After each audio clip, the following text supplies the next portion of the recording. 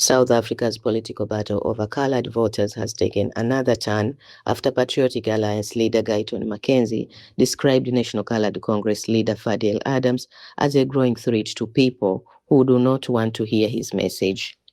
McKenzie says Adams has become a determined voice for colored South Africans because he refuses to stay silent about issues affecting his community.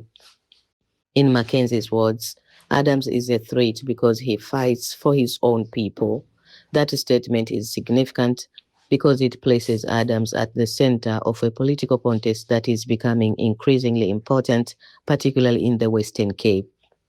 Adams has built the National Colored Congress around issues including political representation, poverty, crime, economic opportunity, and the frustration facing communities on the Cape Flats.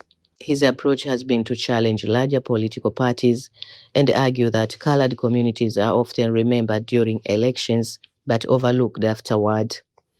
Mackenzie's comments also come at a particularly sensitive time for Adams because of the attention surrounding his role in the Madlanga Commission. Adams submitted a complaint that helped trigger an investigation involving crime intelligence officials. The commission has since questioned aspects of how the complaint and affidavit were handled. IDAC officials acknowledged that Adams' complaint played a role in the investigation, while the commission has raised concerns about the process. These issues remain subject to the commission's findings, and allegations aired there should not be treated as proven facts. This makes Adams an increasingly controversial and closely watched political figure. For Mackenzie, however, the bigger issue appears to be representation.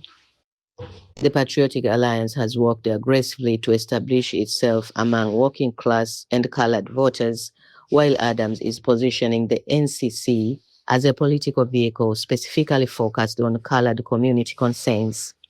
That creates an obvious political tension. If Adams continues gaining visibility, he could challenge established parties for voters who believe their concerns have not been adequately addressed.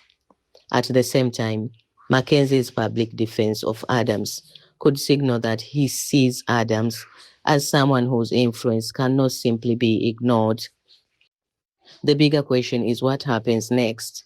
Will Adams emerge as a stronger political voice, or will the controversies surrounding him limit his influence? And as South Africa moves closer to another major political battle, the competition for colored voters could become even more intense. What do you think? Is Fadiel Adams becomes a serious political force, or is his influence being overstated? Share your view in the comments and stay connected for further developments.